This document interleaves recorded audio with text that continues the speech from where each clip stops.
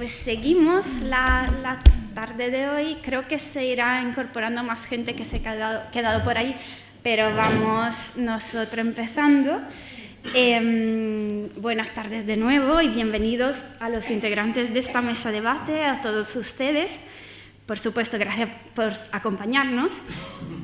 Soy Verónica Micosi, soy socia aspirante de la CDP en el Centro de Jerez. Soy la becaria, como yo digo.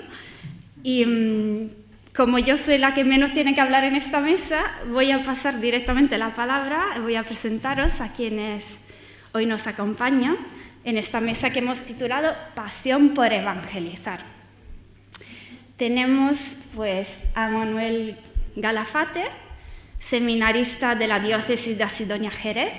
Manuel tiene 29 años, está en tercero y es de aquí de Jerez. Bienvenido, Manuel. Luego tenemos a María Bejarano, nuestra María B, que tiene 23 años, estudia psicología y piano en el conservatorio y hoy es de Cádiz, vive en Cádiz, y hoy representa a Jacuna. Tenemos aquí a María Herrera, María H, de 27 años, opositora y futura inspectora de trabajo. Sí. Hay que llevarse bien con ella, que nos hablará de EFETA. Y por último, Séfora Tirado, de 29 años, consultora de profesión y hoy representante de los Encuentros de la Esperanza. Mi edad no la voy a decir, pero os diré que entre todos sumamos 150 años, que he hecho la cuenta. Vamos a empezar, queremos que la mesa sea muy dinámica. Entonces vamos a primero a presentarnos un poquito, la idea es que cada uno presente la realidad que representa y luego iremos un poco desarrollando el tema de la evangelización con varias preguntas que os comentaremos. Empezamos por Séfora. Séfora, cuéntanos, ¿qué son los Encuentros de la Esperanza y cómo llegas a formar parte tú de esa realidad? Pues los Encuentros de la Esperanza están formados pertenecen al movimiento de cursillo de cristiandad, que a lo mejor a los más adultos les suena algo más, y los Encuentros de la Esperanza es como el cursillo de cristiandad, pero enfocado a adolescentes, a jóvenes, ¿vale? Desde los 16 años hasta los 22. Es muy parecido, es un retiro para conocerte a ti mismo, para conocer a Dios y para conocer más a los demás y a la Iglesia, a lo que es el movimiento. ¿Y cómo llegué yo a los Encuentros de la Esperanza? Pues yo llegué en 2013 a través de una evangelización que hicieron en mi pueblo anunciando este movimiento. Y a raíz de él, desde entonces, formo parte de este movimiento. He pasado desde encuentro, he hecho mi cursillo de cristiandad también, más adelante. Y actualmente pues formo parte del movimiento pues, en la escuela y además ayudando a los jóvenes en los Encuentros de Esperanza, los que se están integrando nuevos, colaborando por ejemplo en cocina, que está trabajado a través de jóvenes también, y pues vamos a ir trabajando poco a poco. Muy bien, gracias Séfora. Seguimos con María H, por aquí, que hoy representas a EFETA. Para quien no conozcan esta realidad, ¿en qué consiste? No se limita a organizar un retiro para jóvenes, que a lo mejor es lo que asociamos con esta realidad. ¿Y cómo has llegado tú y qué ha aportado a tu vida? Pues, a ver, EFETA principalmente, como has dicho, es el retiro. Es un retiro que empieza el viernes por la tarde y termina el domingo. Con una misa de clausura. Es un retiro hecho por jóvenes para jóvenes, tiene por finalidad que los jóvenes tengan un encuentro personal con Dios. A mí me gusta mucho del retiro que tiene dos partes bajo mi punto de vista, que es un retiro muy humano, muy de compartir, a mí por ejemplo me enseñó a que nunca sabes qué hay detrás de una persona, porque es un retiro testimonial también. La empatía con mis amigos, con mi familia, con cualquier persona que conozca, y luego esa parte espiritual, ¿no? Ese encuentro con Dios, el saber que Dios te ha acompañado a lo largo de toda tu vida y que siempre está ahí, que Dios te quiere como eres Y bueno, el único requisito para hacer EFETA es tener 18 años cumplidos. Si no los tienes, también está Bartimeo, que es para niños de 16 a 18 años. Ahora aquí en Jerez estamos empezando con EFETA profesionales, que está enfocado un poco más para niños para jóvenes de 25 a 35 años, y ya Emaús, que es para adultos.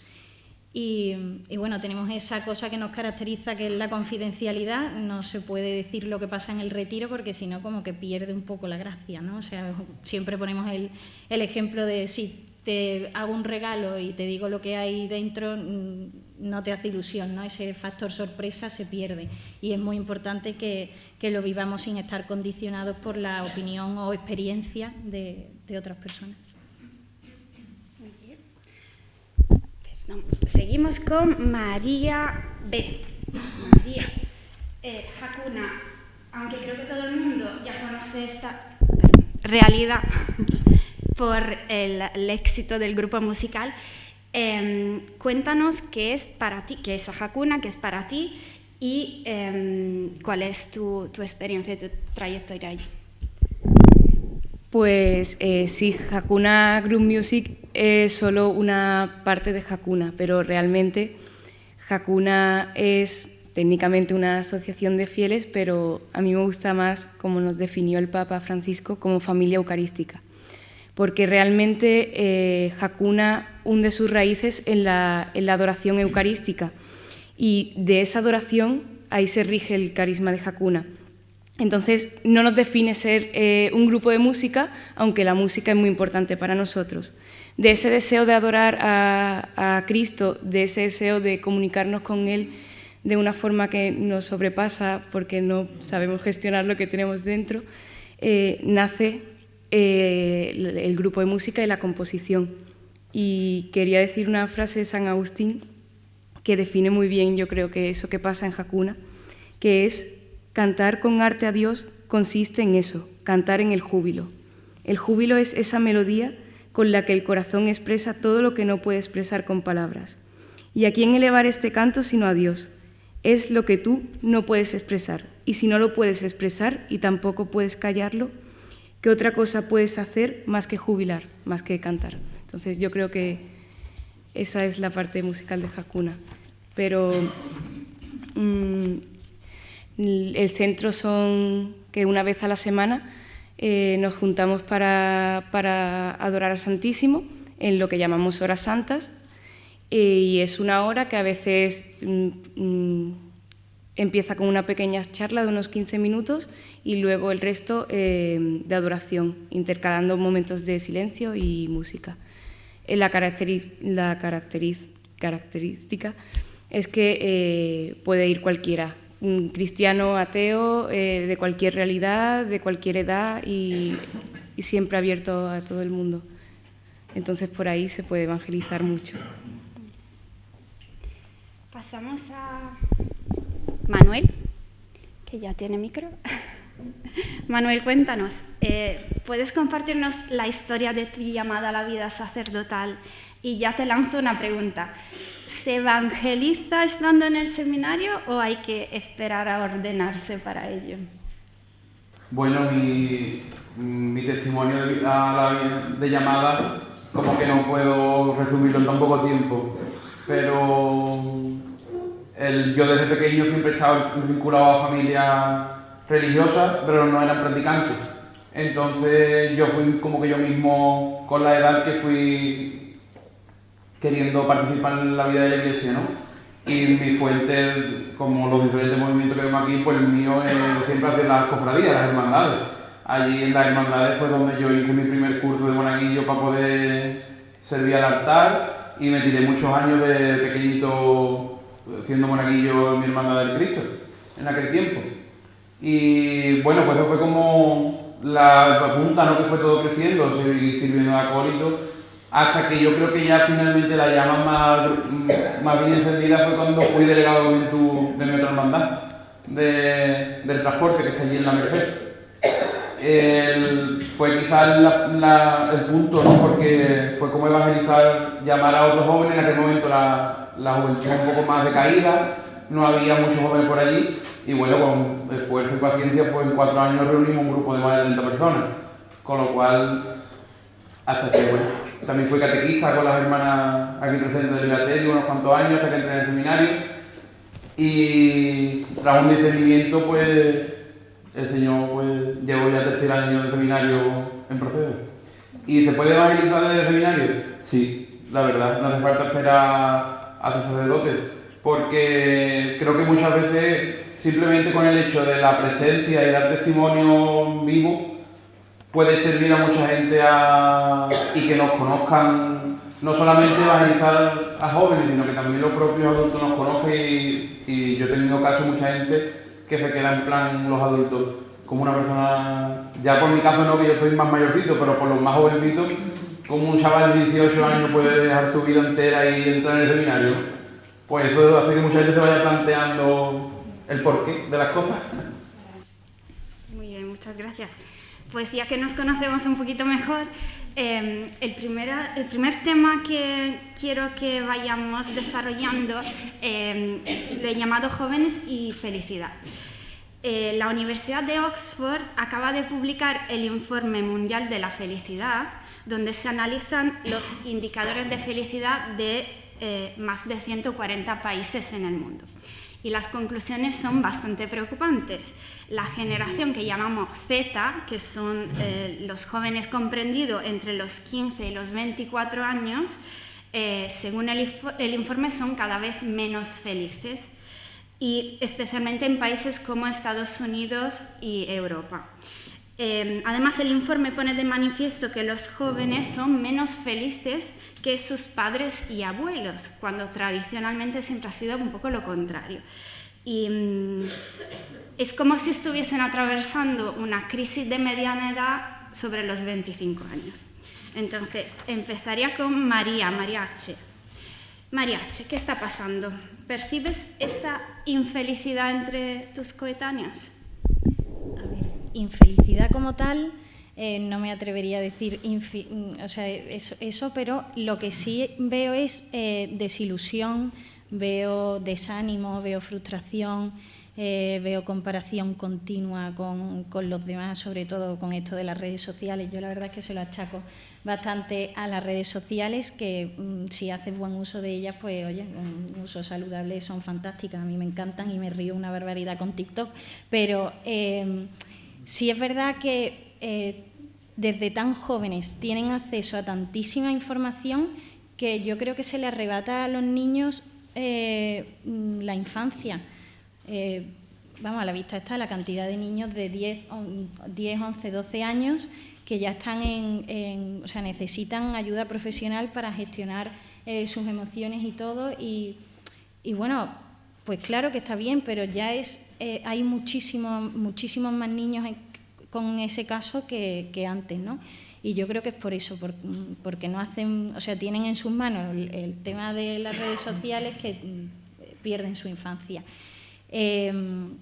Luego también, por otra parte, creo que nos meten en la cabeza que si conseguimos X cosas, llegamos a X metas, pues si cuando termines la carrera, cuando te cases, cuando cualquier cosa vas a ser feliz. Y cuando llegas y has conseguido esas cosas, dices, ¿ahora qué? No soy feliz, ese vacío, ¿no? Y bueno, yo se lo achaco eso a las redes sociales fundamentalmente. Seguimos con María B. Aquí. Se habla mucho de generación de cristal, refiriéndonos a la fragilidad con la que los jóvenes se enfrentan a las dificultades de la vida. ¿Estás de acuerdo con esta definición? Sí, totalmente. No porque crea que ahora las nuevas generaciones tengamos un componente distinto, pero sí creo que existe esta fragilidad. ¿Por qué pienso que se debe un poco? Porque cada vez nos estamos volviendo más egocéntricos, más victimistas y poniendo una mirada totalmente dirigida a nosotros mismos. También creo que, como María dice, por las redes sociales, pero el caso es que cada vez somos más yo y menos Dios, así que una persona que no tiene a Dios tiene que fabricarse otros ídolos, y generalmente esos ídolos pues solemos ser nosotros mismos. cuando entras en esa burbuja de egocentrismo, de victimismo, cualquier cosa que la haga, te ponga en duda esa creencia que tienes sobre ti, pues va a hacer que te rompas y que tengas una tolerancia al fracaso mucho menor.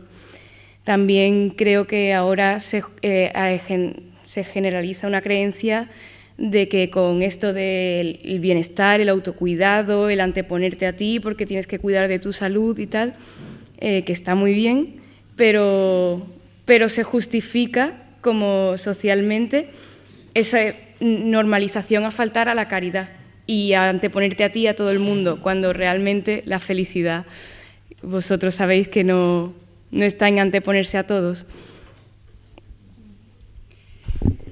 Séfora, si es así, ¿cómo podemos aportar esperanza a estas nuevas generaciones?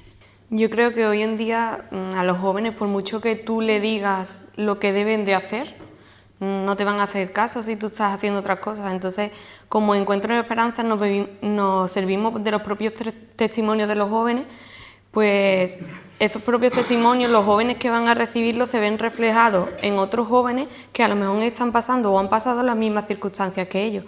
Y a través de la fe se han dado cuenta de que no están solos y de que pueden tener esa esperanza que necesitan cada día para llevar adelante su día a día. Entonces, a través del propio testimonio, no con palabras, sino con hechos, de ser capaces de llevar esa esperanza a los que más lo necesitan. Muy bien. Y Manuel, desde la Iglesia nos quedan tareas por hacer. Como joven y futuro presbítero, ¿cómo crees que podemos ayudar nosotros, los mayores, a revertir esta tendencia a la infelicidad? Bueno, yo creo que uno de los problemas más claves de esta etapa que estamos viendo, de esta generación nueva, es que no tienen un modelo por arriba de ellos al que imitar, ¿no? Nosotros, los que somos más mayores, gracias a Dios, nosotros tuvimos siempre pues, una familia bien estructurada, un padre en el que mirarnos, una madre, pero eso últimamente se está viendo como que más familias están desmembradas, entonces esos modelos a imitar por arriba se pierden. Y si se pierde el núcleo primero, que es la familia doméstica, a vivir la fe cristiana, obviamente el que viene después no va a vivir eso porque no lo ha vivido desde antes. Entonces, creo que ese es el punto en el que hay que volver a colocar el centro, en rezar por que haya muchos matrimonios santos que puedan sembrar esa semilla a los posteriores para que sigan viviendo la fe cristiana.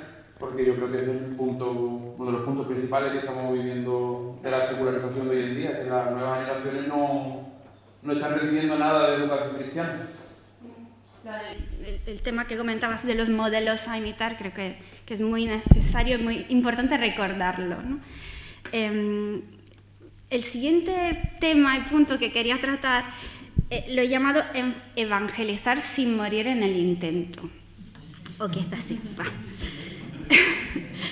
Hoy en día manifestar abierta y públicamente tu fe es un acto que se puede calificar casi de suicida. Esto puede sonar un poco extremo, pero tiene su explicación sociológica, que es que somos seres sociales, gregarios, que desde los tiempos ancestrales necesitamos del grupo, de la tribu, para poder sobrevivir. Y fuera de la tribu estamos expuestos a los peligros, podemos incluso llegar a morir. Eso es lo que venimos trasladando desde los tiempos ancestrales. Y ahora, claro, tenemos esa tendencia a encajar en el grupo, porque necesitamos esa protección a sus normas, sus principios. Y hoy en día, en una sociedad secularizada y en muchos aspectos abiertamente anticristiana, manifestar tu fe es algo más que un acto de valentía, es casi estar dispuesto a renunciar al apoyo del grupo y por tanto a perder la vida, entre comillas, en ello. Sobre este tema, María H., ¿cómo vives este ir a contracorriente en el manifestar tu fe? A ver, Pues yo lo llevo bien, la verdad. ¿Lo llevas? Lo llevo bien. Lo llevas bien. Lo llevo bien. No tengo problema porque sí es verdad que sí se trata de defender la verdad, ¿no? De que Dios existe, Dios es bueno y que todo lo hace bueno, que somos nosotros quienes corrompemos todo. No tengo problema, pero te mentiría si te dijera que nunca he callado. O sea, recuerdo, la verdad, en la universidad que tuve varios profesores que yo decía, mejor no digo que voy a misa todos los domingos porque a lo mejor puede que mi nota cambie, que me corrija con otros ojos, ¿no? Y sobre todo con temas tan polémicos como se tratan pues en cualquier universidad, ¿no? El tema del aborto, el tema de la ideología de género, todo. Si me pillara ahora, en aquel entonces tenía 17 años, si me pillara ahora no lo diría abiertamente, pero si me preguntasen, pues diría, oye, pues mi punto de vista es este, yo te respeto, tú me respetas y aquí están amigos y vamos, me encanta rodearme de gente que opine diferente a mí, vamos, que no tengo problema. Pero sí, es verdad que hay veces que te sientes un poco como juzgado, ¿no? Yo sobre todo me siento como con la necesidad, o sea, como siento que la sociedad me pide que dé explicaciones y todo de por qué voy a misa, por qué creo, por qué estoy en una comunidad de jóvenes, por qué hago unos retiros y dejo todo un fin de semana para dedicárselo al Señor.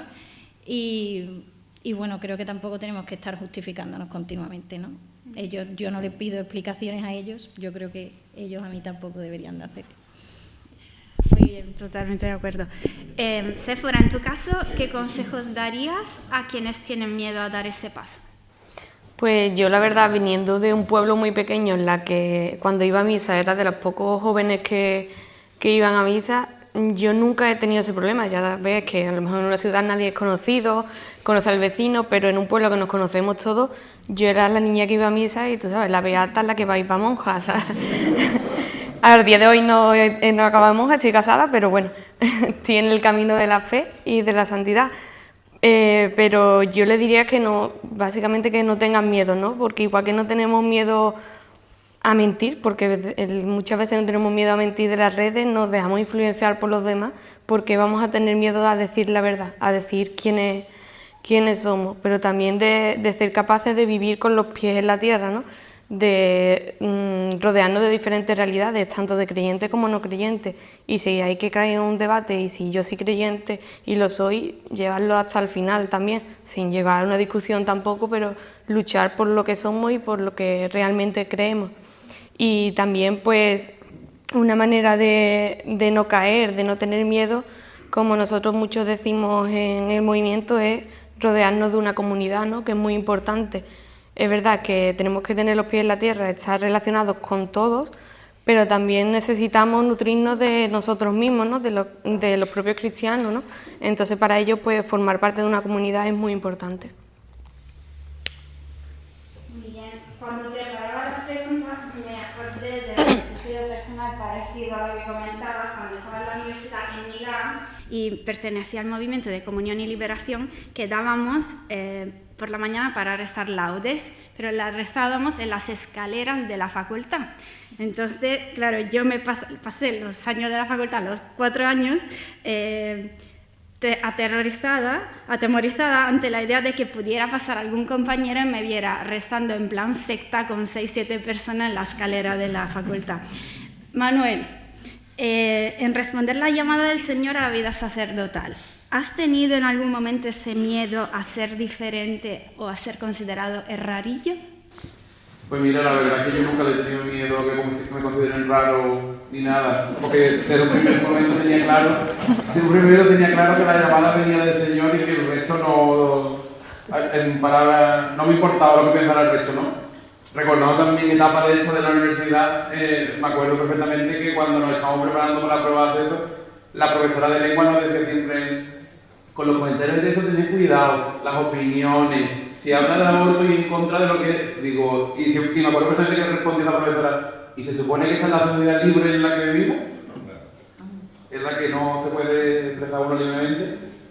Pero bueno, nunca he tenido miedo a expresar la fe ni a nada, porque la verdad es una, y la verdad para mí siempre ha sido Cristo, no Si alguien la quiere coger bien, y estupendo, ¿no? Y en el mismo hecho, en la universidad, antes de entrar en el seminario, éramos 120 personas en el primer curso, ¿no? Y de hecho creo que 5 éramos católicos, y gracias a Dios los 4 o 5 los expresábamos libremente, no teníamos que escondernos. De hecho, uno de estos compañeros entró en el seminario de Cádiz, o sea que, para que vea que de 120 personas este curso ha dado fruto. La profesora que ella no sabe lo que ha hecho. Muy bien, muy bien. Bueno, y María, sí. En tu caso, ¿cómo la música pop, la música de Hakuna puede ayudar a normalizar la fe entre los más jóvenes? ¿Cómo puede ser herramienta para esa evangelización? Bueno, pues al final los tiempos van cambiando, y hace 20 siglos pues a lo mejor no había macroconciertos, no había fiestas, y eso no existía. Hoy la palabra es la misma, porque la palabra está viva y eso nunca cambiará, pero sí cambia la forma de transmitir y de expresar esa fe. Y es que si a nosotros nos gusta ir de conciertos, nos gusta salir de fiesta, nos gusta bebernos una copa bien sabiendo lo que es, y como se dice en Hakuna, ¿no? Santos de copa, es que no solo un concierto, una fiesta o esa copa puede ser buena, sino que puede ser santa y puede glorificar a Dios. Entonces,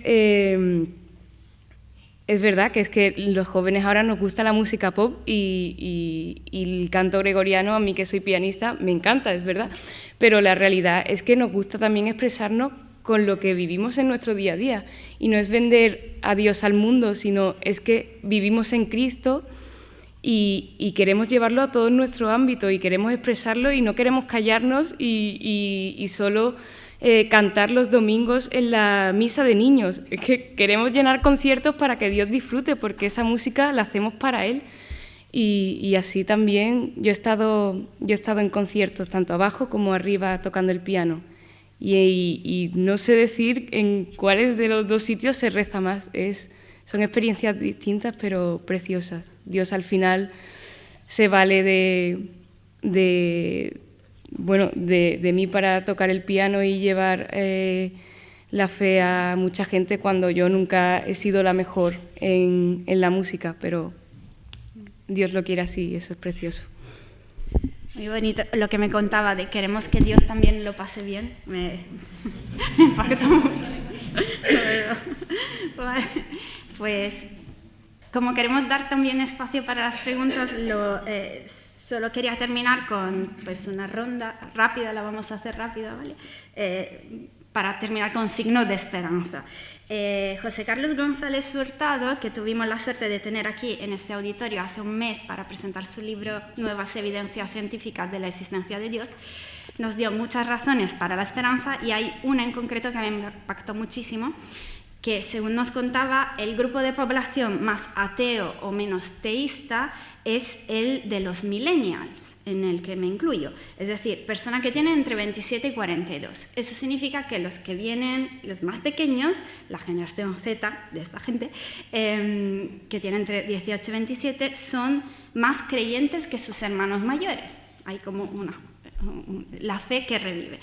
Entonces, una pregunta para los cuatro, ¿cuáles son esos signos de esperanza que estáis viendo en vuestra vida, en vuestro entorno, en vuestro movimiento? Un testimonio que queráis dar de esa evangelización y de la señal, la prueba concreta de que Dios no nos abandona aunque le demos la espalda, aunque el mundo le rechace, Él está siempre esperándonos. Empezamos por Manuel. Bueno, yo creo que la primera semilla de esta nueva evangelización, creo que se le tiene que dar gran parte gracias a la labor tan grande de los dos papas que han antecedido al Papa Francisco, ¿no? A San Juan Pablo II y al Papa Benedicto, porque como todo el mundo recordará, el Papa Juan Pablo II hacer la JMJ solamente reunir a 2 millones de jóvenes, 5 millones de jóvenes en Manila aquel año, esos discursos con ese poder que tenía él de no tengáis miedo de mirar a Cristo, Entonces yo creo que eso poco a poco, quiera o no, va calando mucho en los jóvenes, ¿no? Y no solamente en los jóvenes, como digo, sino también en todas las edades, ¿no? Y bueno, y viendo ahora mismo el panorama actual, es verdad, por ejemplo, que yo que estoy más en el mundo de las hermandades, ¿no?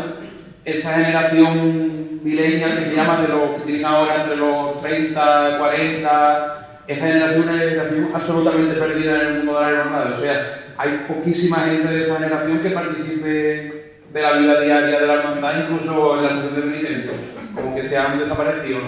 Pero contrasta con la nueva etapa, que son los que ahora mismo forman los grupos jóvenes de las hermandades, que vienen empujando hacia arriba de una manera tremenda. Vamos, cuando yo era delegado de Juventud jamás pensé que iban a salir jóvenes de tantos sitios para formar parte, ¿no? Bueno, y vemos en muchas actividades cómo esa fuerza está recobrando, y bueno, todos los movimientos que vemos por aquí, ¿no? Pero yo creo que en la hermandad después veo un resurgir bastante fuerte de esa generación, pero sobre todo lo que he dicho, la labor y el acompañamiento espiritual que se está dando ahora con más frecuencia, todo eso va ayudando a que la generación esta vaya despertando por fin. Muy bien, Sephora. Yo, por ejemplo, es una frase que quizás lo veo. Ser cristiano siento que está de moda, ¿no? Que está de moda ahora. Ahora los jóvenes entre uno y otro, para bien o para mal, se están influyendo, tanto para las cosas malas como para las cosas buenas también, que debemos ser capaces de verlas. Y en ese caso, en la fe, hay muchos jóvenes que están atrayendo, muchos jóvenes, que eso hace que el foco sea mucho más mayor a la fe, ¿no? Y entonces esa inquietud y ese deseo de conocer a Dios está ahí, siempre el humano lo tiene ahí, ¿no? Entonces cada vez existen más jóvenes que quieren borrar esa inquietud, conocer más, saber más, descubrir, y además de formarse en la fe también. También vemos muchas señales, sobre todo nosotros en el movimiento estamos viendo muchas señales de evangelización, que antiguamente normalmente iban a misa el padre y llevaba al hijo obligado, porque tenía que ser la comunión, y ahora vemos a muchos hijos que van a misa sin sus padres, y después los padres, a través de los hijos, se preguntan qué le está sucediendo a mi hijo para que tenga este cambio, yo también lo quiero tener. Y entonces a través de ello estamos teniendo muchos padres que están apareciendo en el movimiento gracias a jóvenes que han entrado en el movimiento. Qué bonito. María H. A ver, pues yo ese signo de esperanza lo veo en mi comunidad, la verdad, lo veo porque llenamos los retiros. Tenemos, desgraciadamente, que dejar a muchísima gente fuera, y estoy segura que sé que no nos pasa solo a nosotros. Es brutal la cantidad de gente que, es que en Sevilla no me han cogido, a ver si lo voy a probar en Jerez, y al revés, o yo lo he hecho en Madrid y se vienen aquí a estudiar, o al revés, y estamos de todos lados, ¿no? Y yo creo que eso es pues el signo de esperanza que tenemos impreso en el corazón a Dios, y al final como ser humano pues lo buscamos. Como decía Sephora, nos influimos también para lo bueno, ¿no? Y al final es el boca a boca. Supongo en Bartimeo estarán en el cole y dirán, todos han hecho Bartimeo, yo también, en FETA igual, mis amigos han hecho FETA por curiosidad, venga, y al final se va plantando esa semillita, y esa semillita de Dios queda en todos nosotros, ¿no? Y creo que ese es el signo de esperanza que veo, que buscamos a Dios, y que en un mundo en el que no hay valores, ahora se lleva todo lo moderno, ya todo lo que había antes no nos vale, pues más llama la atención esa sed de Dios que manifestamos unos cuantos, ¿no? Y yo creo que eso pues se transmite. Bien, muchas gracias. Y María B. Pues a veces yo creo que todos hemos pasado por eso, que caemos un poquito en desesperanza, porque empezamos a rezar por las personas que queremos y que están más alejadas, que los vemos además pasarlo mal, que si estuvieran disfrutando su vida, pero ni siquiera. Y rezas y tú no ves los frutos. En mi entorno, si quitamos a mi madre y la gente que he conocido en Hakuna, son la mayoría ateos o no practicantes. Pero para mí la esperanza es lo que Dios ha hecho conmigo y Dios me recuerda, iba a decir me recuerdo, pero no, es Él me recuerda lo que ya hizo conmigo, que estaba igual de perdida y aún así su amor fue más grande, fue más grande. Y entonces cuando yo veo a mi hermano, a mi padre y me muero de la pena porque quiero que sean felices y quiero que sus almas se salven y disfruten de verdad, pienso en lo que ya Dios ha hecho conmigo y por qué no lo va a hacer con ellos. Qué bonito. Bueno, nosotros hasta aquí sí que queríamos dejar espacio para preguntas del público, que espero que haya alguna. Mira, Manolo. ¿Alguien quiere preguntar algo a esta maravilla? Sí. Esta, mira, Pablo. ¿Qué pasa? No sé.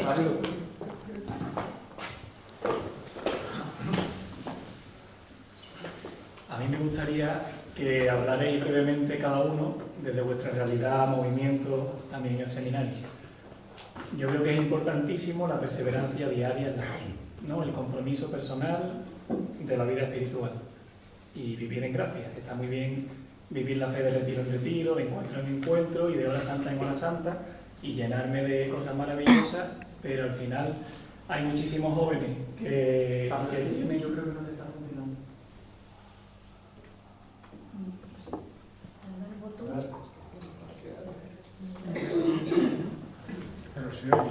Se oye.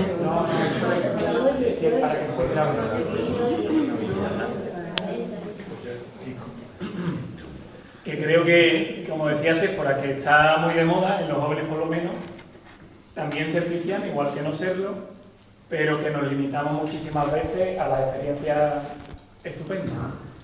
Y nos cuesta muchísimo, incluso entre nosotros, incluso en los que estamos ya en la iglesia, dar testimonio de la belleza que es, pues, perseverar en el día a día. Entonces, bueno, no sé, si a nivel de testimonio personal, a nivel de lo que veis en compañeros, a nivel de lo que ofrece cada una de las comunidades, o sea, cómo podemos seguir enganchándonos unos a otros para tener claro que la vida de gracia merece la pena. Yo voy a ver. Yo, por ejemplo, el otro día cuando estuvimos hablando de la charla de hoy, estuve compartiendo con Manolo que nos dimos cuenta que a día de hoy, por ejemplo, las oraciones del seminario, cuando antiguamente se celebraban anteriormente, antes del nuevo seminario, el público que existía era público de adulto y actualmente se puede ver que hay un público muy joven y eso viene a raíz de todos los movimientos que está atrayendo a esos jóvenes y que además se quedan con esa sed de seguir conociendo a Dios, de convertir, aunque suene mal, en rutina, el buscar un momento de oración, el buscar conocer más a Dios, y es verdad lo que tú dices, muchas veces nos valemos de experiencias de boom, ¿no? de ese chute de energía de Dios y después ¿qué? No, pues existen jóvenes que siguen perseverando en la fe pues, a través de la adoración, a través de formaciones o a través de cualquier cosa que nos ofrece también la diócesis. Sí. Quiero daros las gracias por la valentía y el mundo de amor que tenemos.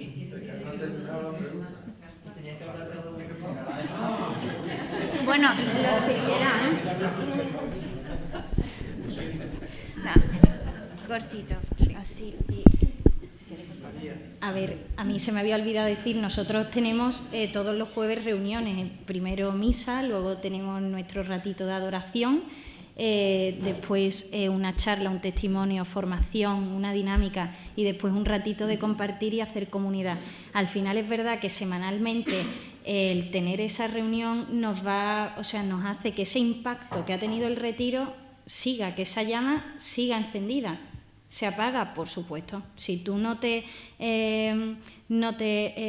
convences y dices, vamos a ver, yo quiero a Dios en mi vida y eso es un compromiso, o sea, no es una cosa que viene dado. Tendrás, o sea, sales del retiro súper feliz, pero es que después viene la tiniebla y viene momentos malos de tu vida que hay muchas veces que tendemos a separarnos, ¿no? Y está en nosotros el agarrarnos a Dios, el no soltarnos nunca, y si es en comunidad, pues mucho más fácil no soltarte, la verdad. De todas formas, los mayores igual, ¿eh? Quiero decir, lo mismo, vamos a un retiro y salimos llenos de Espíritu Santo y a los 2 días, sí, no. En Hakuna también estamos expuestos a esa tentación y a ese peligro, porque es verdad que a lo mejor no nos pasa tanto de retiro en retiro, pero para los que vivimos, por ejemplo, en la música, sí de concierto en concierto. Son momentos muy intensos, de muchas veces mucha gracia, y luego la vida, el día a día no es así. Así que Hakuna, yo creo que Dios a través de Hakuna nos ha querido también curar de eso, y hay una canción que dice una frase que para mí es clave y que dice: concienciame, Señor, de que no viva de sentimientos sino de sensibilidad. En una sociedad en la que lo único que importa es buscar las emociones más fuertes, pero eso no es importante, el sentimiento te lo da Dios. Si tú le das tu corazón a Dios, Él será dueño de lo que sientas o no. Pero en esa sensibilidad, en saber que Dios te ama y comprenderlo aun los días que no lo sientes, ahí es donde está el verdadero amor. Lo mismo pasa con 2 novios, que cuando se casan, pues al principio es genial y luego pues hay más sequía, pero es que el amor no es eso, el amor es más.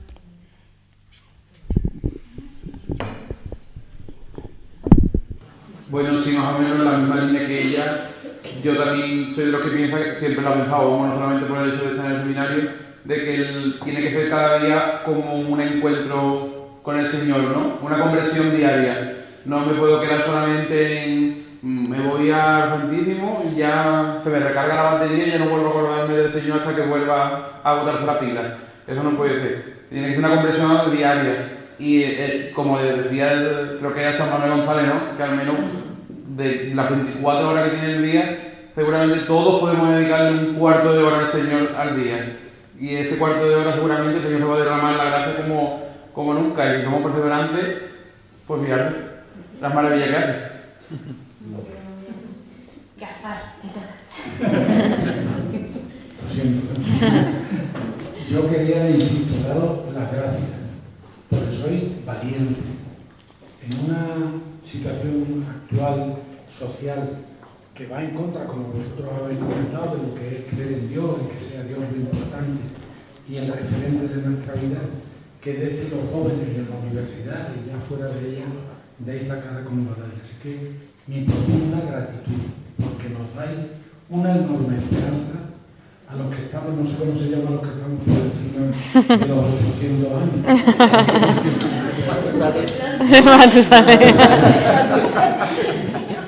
Así que nos dais una profundísima esperanza. Y una pregunta para Mariachi. Éfeta y Bartimeo, me imagino que tienen una raíz común con el Emaús. Sí. Sí.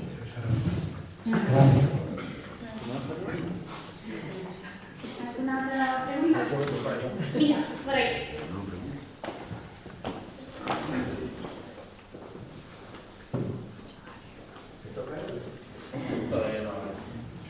En el primer bloque así que se ha hablado de la desilusión, de la desalegría, y el segundo bloque un poco de la acción social que tiene la Iglesia hoy en día, me llamaba mucho la atención el sufrimiento, cómo la Iglesia afronta la respuesta del sufrimiento, de la desilusión, de la desesperanza en la sociedad de hoy. Y entonces la pregunta es, ¿cómo se concretiza la respuesta que tiene la Iglesia del sufrimiento en cada una de las realidades? Y un poco al hilo de lo que decía Pablo, si hay un seguimiento en ese sufrimiento, si una vez se da respuesta en el movimiento concreto, ¿cómo se va gestionando?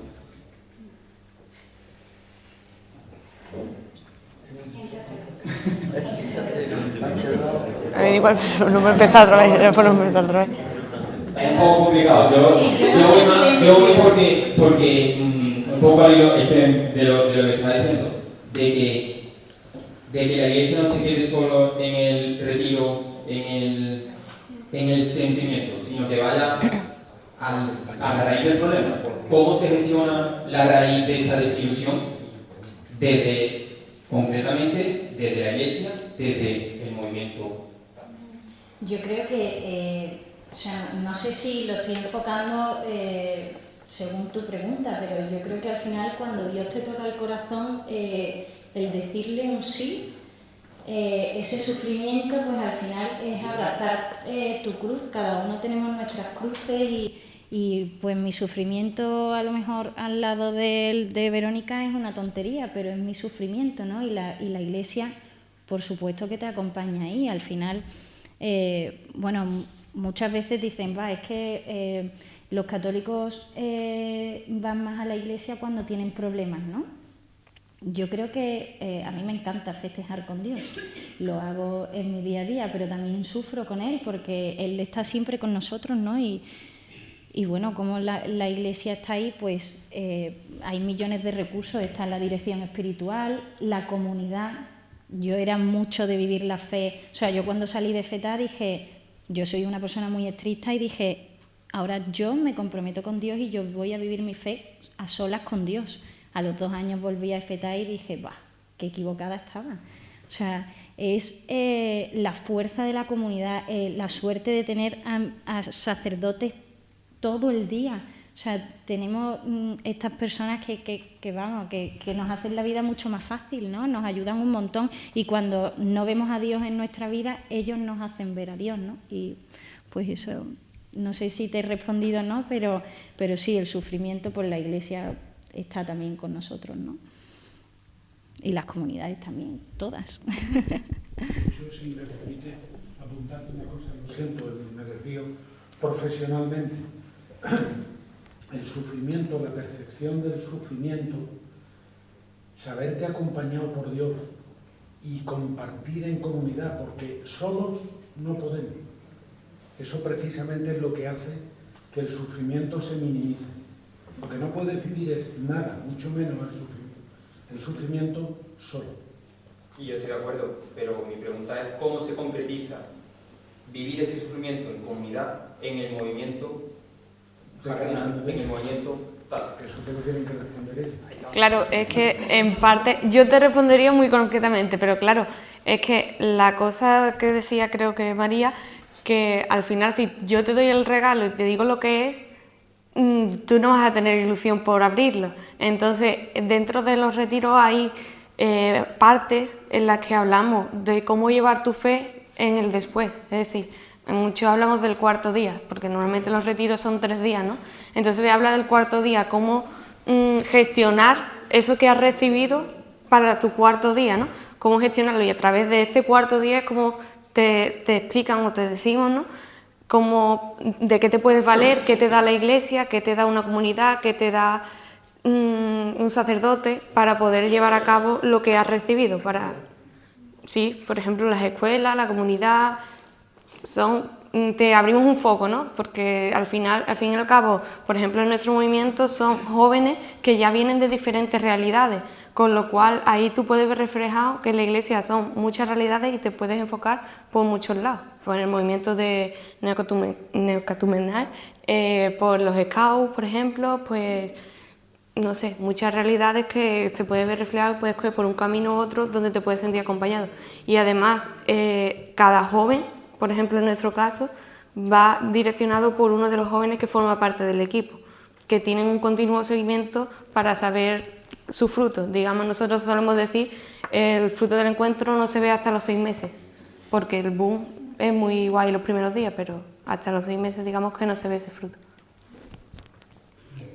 En Hakuna, en concreto, por contestar un poco en la pregunta, aunque pienso que más o menos dentro de la Iglesia, en todas las realidades, el acompañamiento como tal es más o menos el mismo, pues tu comunidad, directores espirituales, pues más o menos, para matizar y contestar un poco a tu pregunta desde el movimiento de Hakuna, yo en Hakuna aprendí a mirar la cruz, y es que llama la atención que cuando nos preguntamos por primera vez qué es lo que ves cuando miras la cruz, generalmente pues cualquiera diríamos pues sufrimiento, los clavos, la sangre, el dolor.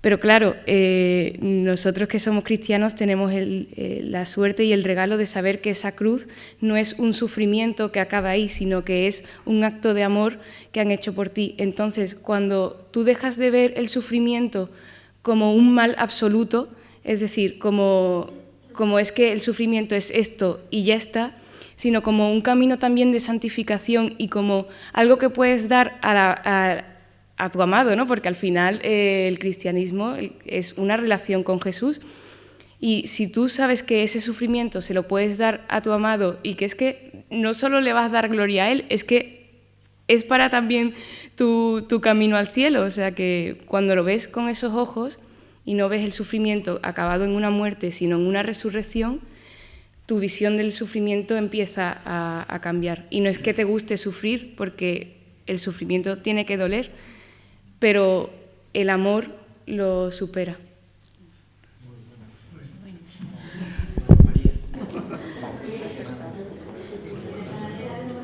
Sí, bueno, yo creo creo que hay que partir de una base muy importante, y es que hoy en día, ¿qué es la felicidad, no? Porque la felicidad, ¿dónde lleva? El mundo de hoy en día confunde totalmente la felicidad con algo que no es real. Es un trabajo bastante, hablando en plan, este es un trabajo bastante bueno que ha hecho el demonio en este aspecto, ¿no? Porque ha conseguido disfrazar de algo que es mentira. Cuando la felicidad te la llevan por el lado de Cristo, que a fin de cuentas es la felicidad plena, entonces yo creo que lo más importante para que la Iglesia nos da, gracias a Dios, para superar esos sufrimientos que habla, es importantísima la dirección espiritual. Tener un sacerdote con el que poder hablar, vivir el sacramento de la confesión, todo lo que la Iglesia te ofrece para ese tipo de cosas, ¿no? Pero yo siempre lo he dicho desde un primer momento muy importante, vamos, de hecho siempre me arrepentiré de haber hecho un directo espiritual antes de lo que lo empecé a tener. Pero creo que es importantísimo tener un sacerdote que te vaya guiando los pasos, porque, como solemos decir nosotros, el demonio es muy listo y te lleva por camino, el príncipe de la mentira te lleva por caminos que no son reales, ¿no? Y entonces yo creo que eso, que aprovechar ese regalo que nos dio la Iglesia, tiene a los sacerdotes. Nosotros en el seminario, gracias a Dios, tenemos un director espiritual y abierto 24 horas al día, 7 días a la semana, los pobres, pero bueno.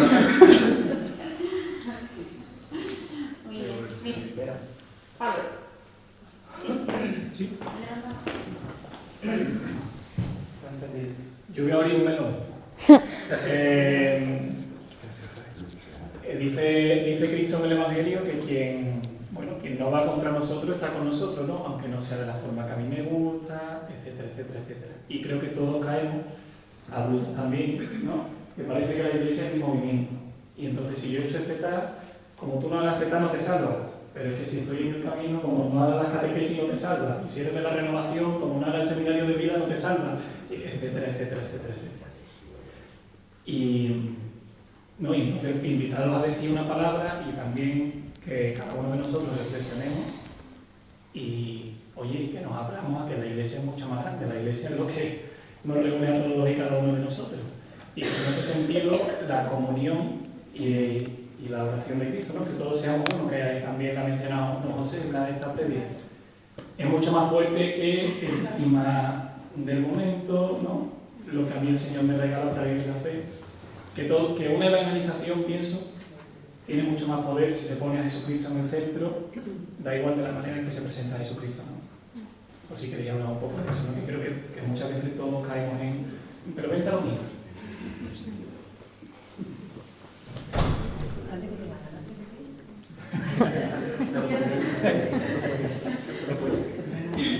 Me parece un punto súper acertado. De hecho, es que justo tengo aquí mi pulsera de que todos sean uno.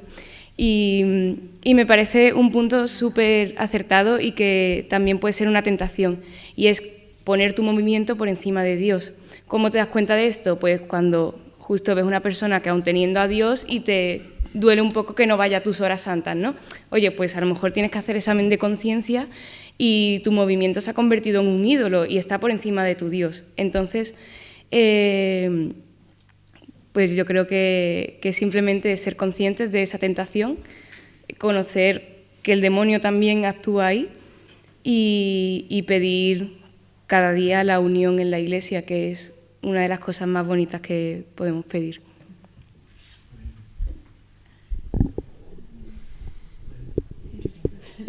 ¿Ya? Creo que lo ha dicho todo. Tu movimiento de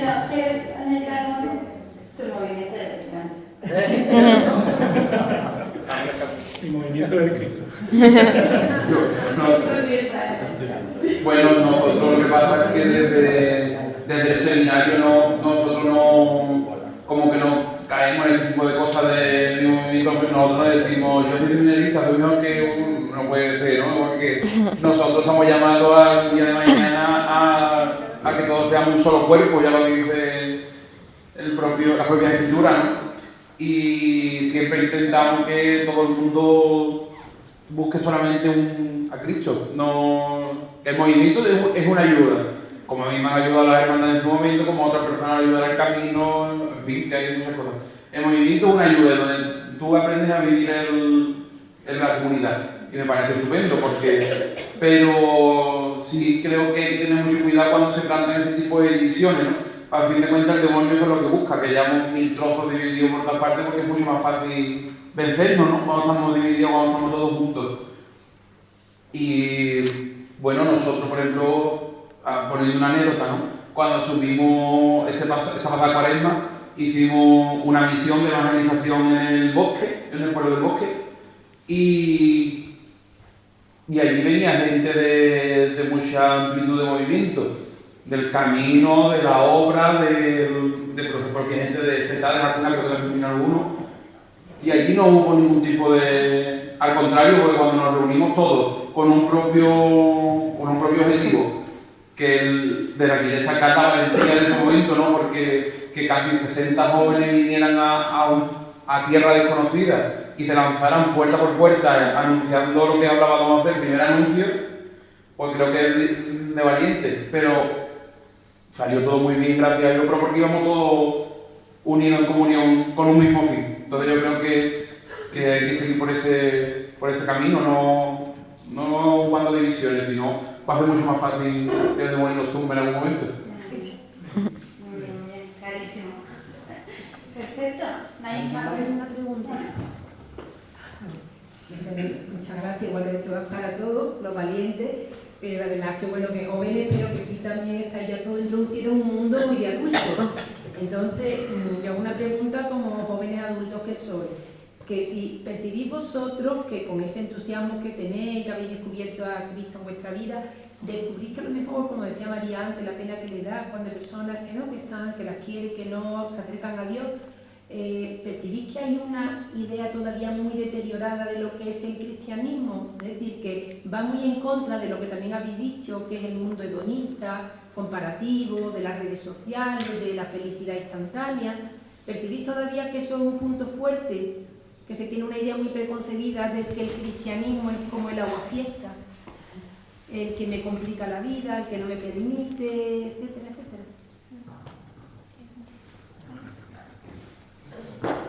Sí, a ver, yo lo veo en mi familia. Mis padres creen en Dios y no van a misa ninguno, pero vamos, ni a misa, y yo no sé cuándo se confesaron la última vez o si se han confesado alguna vez, ¿no?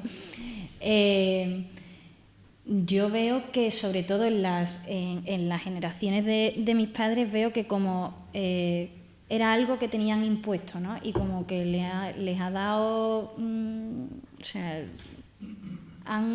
detestan que le hayan obligado tanto a ir a misa por narices y sí, ahora esto y ahora los oficios, cuando no querían, que no era una decisión personal, que ahora repelen todo eso. Entonces yo creo que ese pensamiento sigue tanto en la generación de mis padres como en los niños, ¿no? Yo no voy a ir a la iglesia porque es que me van a decir que hay que ver, mira, y esto no me lo puedo poner de ropa para ir a misa y yo pues no me viene bien, o ahora con la Cuaresma, ¿no? Ahora tengo que hacer el sacrificio de la vigilia, qué tontería, porque eso es de los tiempos de no sé cuántos. Y yo lo percibo, pero también es verdad, será también por el ambiente, por el entorno en el que estoy, que lo bueno ahora mismo yo creo que hace más ruido. Ya no sé a nivel de sociedad, toda la sociedad de nuestro país, por así decirlo, acotarlo a nuestro país, pero yo creo que ahora se pone en alza la parte buena, ¿no? Sobre todo en mi generación. Antonio. Yo quería felicitar a la mesa. Te damos un micrófono, así te escuchan bien. Tengo una felicitación positiva de jóvenes.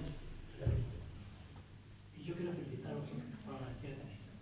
Pero sobre todo porque soy un testimonio. Yo siempre he creído en la judía y tengo experiencia positiva y me han aportado más ellos que yo les podía aportar. Y sobre todo la valentía de estar aquí diciendo los testimonios.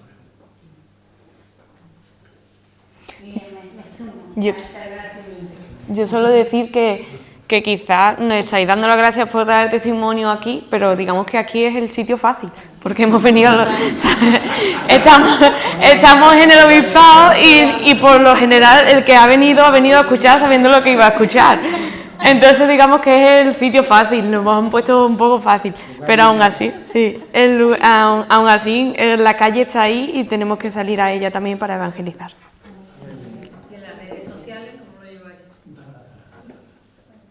¿Tenéis vuestra fe? Quiero decir, ¿habláis abiertamente? Mira, yo por ejemplo, te decía un testimonio que a mí me valió mucho cuando estábamos en la cuarentena. El movimiento realizó oraciones de Rosario, de Santo Rosario, todos los días a las 10 de la noche. Y claro, la conexión la hacíamos a través de Instagram, una de las redes sociales. Y lo hacían dos personas. Una persona utilizaba la red social del movimiento, pero otra persona tenía que utilizar su perfil personal. Y la gente no tenía problema. Es verdad que después aparecían comentarios de gente de qué estás haciendo o al día siguiente en el trabajo, que yo el otro día te vi, qué clase de Ouija estabas haciendo básicamente. Pero aún así, yo creo que hoy en día los jóvenes, igual que no tienen problema, publican todo, pues publican todo de todo. Si creen, creen siempre, si no creen, no van a creer. Bueno, no van a creer, quiere decir que publicarán cosas de no creer, pero el que cree no tiene miedo, como hemos estado hablando, de publicar que cree.